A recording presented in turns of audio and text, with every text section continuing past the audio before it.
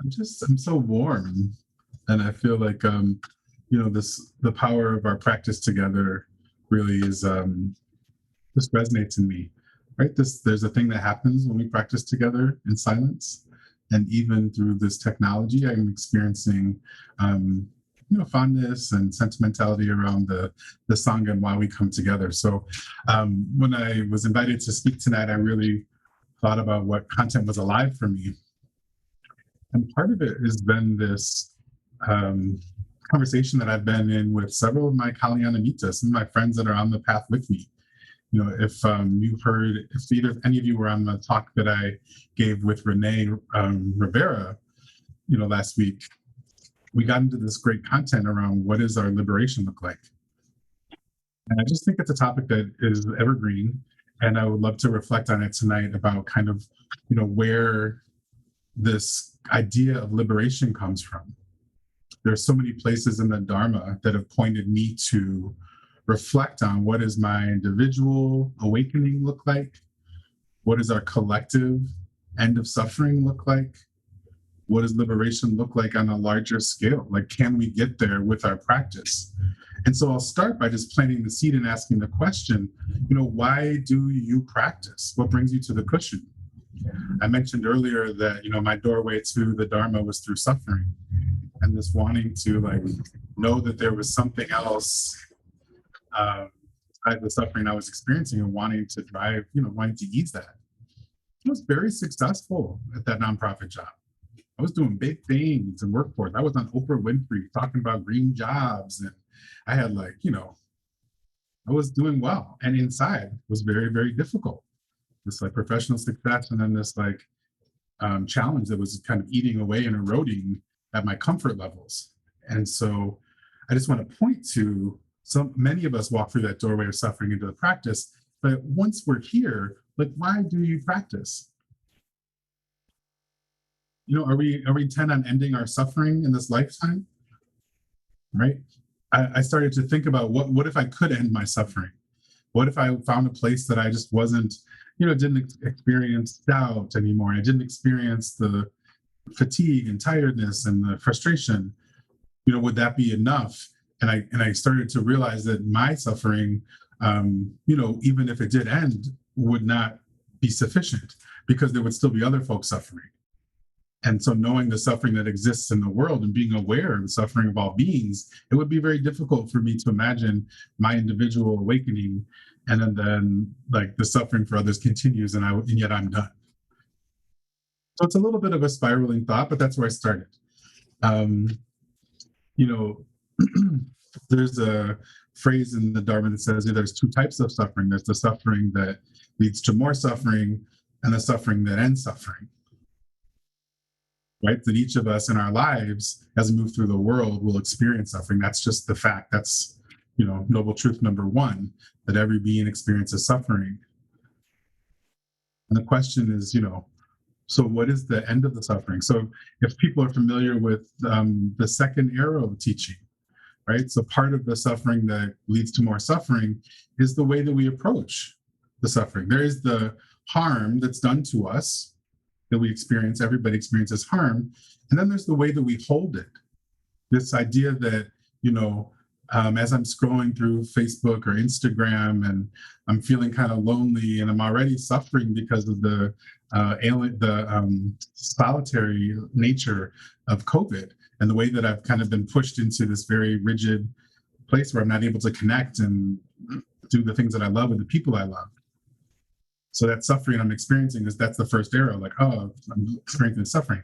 The second arrow comes as I'm scrolling through Facebook, and I'm why me? Other people are experiencing joy, other people are connecting, other people are going beyond, right? So the way that I hold the initial suffering is it's not just me, but it's woe me, woe is me. I'm not sure if you're familiar or can relate to this idea of this, I don't want to call it wallowing, but this way that we can be pulled. It's very tempting. It's very this energy of pulling, yes, I'm suffering, and I'm also pulled into it, because there's a acknowledgement of it. When I allow myself to wallow, when I allow myself to feel that second arrow, well, they're having joy. Why can't I have joy? I work hard, why shouldn't I have more? It's one perspective, but I just want to point towards the places where our suffering that leads to more suffering often has to do with our attachment to expectations, right? Our attachment to the way we want things to be as opposed to working to accept the way things are. It's a slippery slope, but I just want to start there and acknowledge it. As I was thinking about our collective liberation, a lot of it has to do with what are the things that I can do that are contributing to not just my liberation, but our collective. So I guess the second question is, what are the things that you are doing that, that you want to be doing to get to collective liberation? I think a lot of times I have fallen into this pattern of I work, right now I work for a consultant company that does training for equity and inclusion, and I feel great about the work. But is that my contribution to ending the suffering of all beings in this lifetime? Somehow it doesn't match the scale, right? So what are the things that I'm actually doing that contribute to my individual and our collective liberation? I can point to my practice. I can point to, the moments that I find clarity and calm. I can point to the moments that I find rest. I can point to my community that I practice with, this Sangha and beyond, where we're in conversation and in practice that allows us to, loosen the attachments that cause the suffering, that cause the second arrow. I can point to the Eightfold Path and the efforts that, I make and that we make when we're practicing together around wise speech. That I, because of the Dharma and the practice, I pay more attention to what I post and what I read and pay attention to what I'm digesting and ingesting.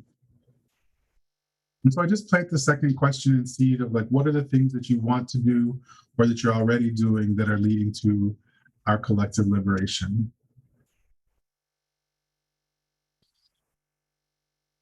When we come together, we tend to dedicate the merit of our practice. And part of that usually looks like the dedication to all beings in all directions. It's certainly a phrase that I've come to really appreciate and understand that, the merit, any goodwill that we've generated in our efforts together, that we want those blessings to travel beyond just us, right? The phrases are often, may the merit of our practice extend beyond ourselves to reach all beings in all directions. And then when I slow down and think about that, that is the liberation practice. May I wish well to all beings, right? The metta practice that we offered as part of the practice period, offering well wishes to your benefactor. These are practices that I'm convinced are contributing to our well-being collectively and ultimately our liberation. Then I wonder, when will I know that if we've reached this liberation? When will I know that the end of suffering is arrived? It's a little bit controversial, and it's a question of what does awakening look like? I'm going to tell a story in just a little bit about the Buddha's awakening and that story, but I wonder for ourselves, for me, when I think about what does the end of suffering look like, is it permanent? Right? Am I ever going to, in this lifetime, feel no more pain, no more suffering, and an enlightenment that is just from then on, I will not experience suffering? That's hard for me to get my head wrapped around. But when I practice and I comb back through my memories, I notice that there have been moments where I have really felt expansive and free. There are moments that I felt grounded and, I'm a conduit and that, things are flowing through me. And in those moments, I feel very close to awake. I feel very close to no suffering. And so then I start to ask myself, is it possible that the end of suffering isn't a giant awakening that changes everything forever, but what if it happens in short moments? And what if the Eightfold Path and the practices that we endeavor in together line the way for us to have those experiences and those moments, maybe while, not long lasting, that they happen and that we could have more of those moments the more we practice. So I wanted to read for a second about the end of suffering, right? The third noble truth is that the second noble truth is there's the cause of the suffering. The third is that there's an end to the suffering. So this is from The Heart of the Buddha's Teaching by Thich Nhat Hanh about the third noble truth. The third noble truth is the cessation of creating suffering by refraining from doing the things that make us suffer. This is good news. The Buddha did not deny the existence of suffering, but he also did not deny the existence of joy and happiness. If you think that Buddhism says everything is suffering, and we cannot do anything about it, that is the opposite of the Buddha's message. The Buddha taught us how to recognize and acknowledge the presence of suffering, but he also taught the cessation of suffering. If there were no possibility for cessation, what is the use of practicing? The third noble truth is that healing is possible. So I hold that as the idea that if healing is possible and the end of suffering is possible, not just for me, but for us, how are we going to get there? I've shared a couple of times in this group around kind of the deepest suffering that I've experienced is the loss of my mother. In 2015, when she passed, I really, I found my mother, and it was a very powerful moment. And only now, like 6 years later, can I talk about it like without all the way falling into tears. How the end of suffering for my mother had to do with her letting go of her body.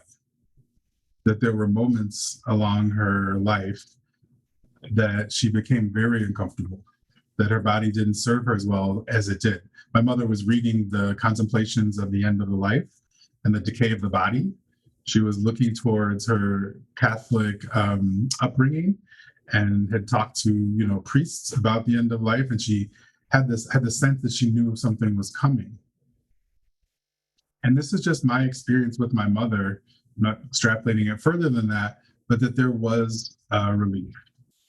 When I sit with the energy of my mother's transition, it's like a wet cloth that you've been holding and carrying, and you take it off, right? That there's a relief there, and that my mother found a transition in a space that I think was part of the end of her suffering.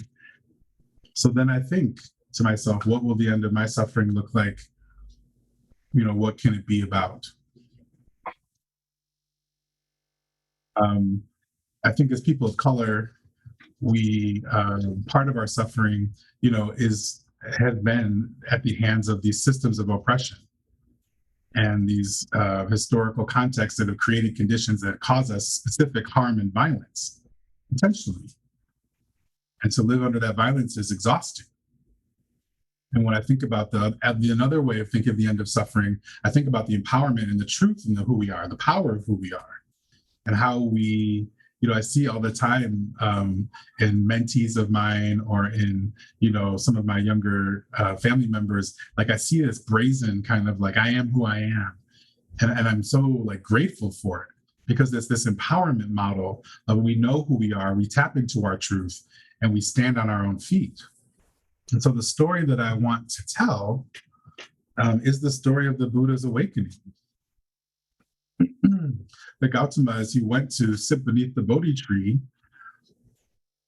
experienced this drama, right? So as he goes to sit beneath the tree, a demon, this Mara, arises and really questions the Buddha and says, who do you think you are to arise? Who do you think you are that you might enlighten? There are more venerable, there are more practiced people than you, right? Why do you have the audacity to think that it will be you and not me? I'm more practiced than you. The Mara sent images that were disturbing, right? Some of them very tempting to draw the attention and to distract. And some of them were very scary, that were very violent and very angry, right? Sent to intimidate. And as the Buddha sat under the tree, the truth arose, which was that as my birthright to enlighten. It is the earth that gives me permission, that has my back, that believes that I am worth arising. And I think that same energy for us when we face racism, when we face misogyny, when we face gender bias, like the audacity that it takes for us to feel confident and strong and to know that it is our birthright and that the earth is my declaration, right? There's this beautiful mudra, right? This position of the Buddha's hands. I'm just going to share my screen and show a couple of pictures of it because I love it so much. And it's my favorite. It's the Buddha touching the earth. Right? It's this image under the Bodhi tree, as the Buddha puts his hand down and just touches the earth and says, "The earth, by the earth's declaration, I awaken. This is my birthright." And that this image is so powerful. It carries, through lots of different images. You can find it all over the place. Here's another couple of pictures of it.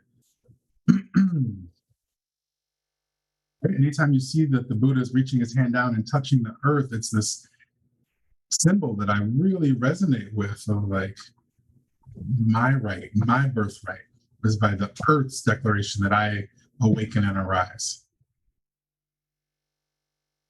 I think it's a powerful posture and a powerful mudra, and it makes me feel in touch with the same energy that I face when in the world, and I'm going against, going upstream against the conditions that are set against me. I think that empowerment that I feel when I look at that image is a great resource to draw from for me, right? In our fight for liberation, both individually and collectively, where are the places that you feel really resonant and you feel your strength? How do we build on those and share those with each other so that you might be inspired by mine, I may be inspired by yours, but that our collective liberation actually will come from a variety of places. And in community like this, it's a beautiful place to share and build those. This is the one that sits on my altar. And I just feel like this image says so much when we allow ourselves to empower and realize that the power is within our earth, that it is our birthright to awaken and enlighten. My thoughts this evening are really like landing on, we are the empowerment. We are, it is our birthright, and we will demand it. And so this practice of dedicating the merit, right, comes, it's a part of our tradition to acknowledge that in our practice, in our devotion, we generate this merit, this quality of well-being, and that we can, similar to moving our attention, we can move this, the benefit of our practice and offer it, in many different ways. So I'll ask you to find a posture that feels comfortable and yet not too relaxed. You still want to be somewhat alert. As we welcome in again the experience of a deep breath, breathing in and out.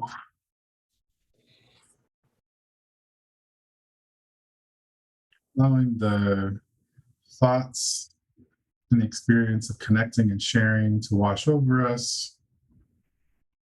Having another breath in and out. Just letting that exhale extend us into awareness in our bodies, putting our feet on the floor, our butts in the cushion or the chair. And the last breath in and out.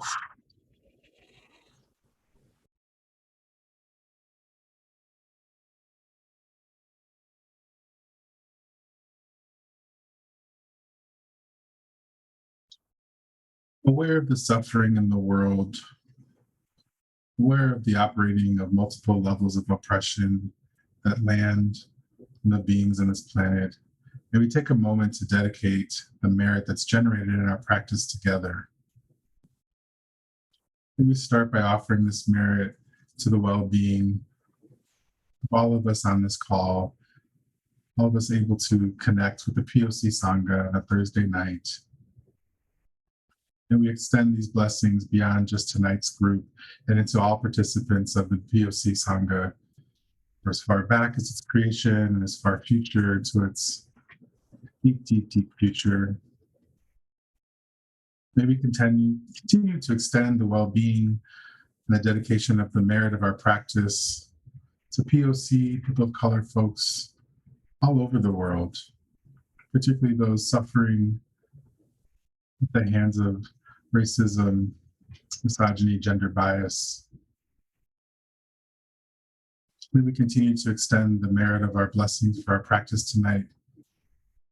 Beyond that, into all beings in all directions. May we all be free.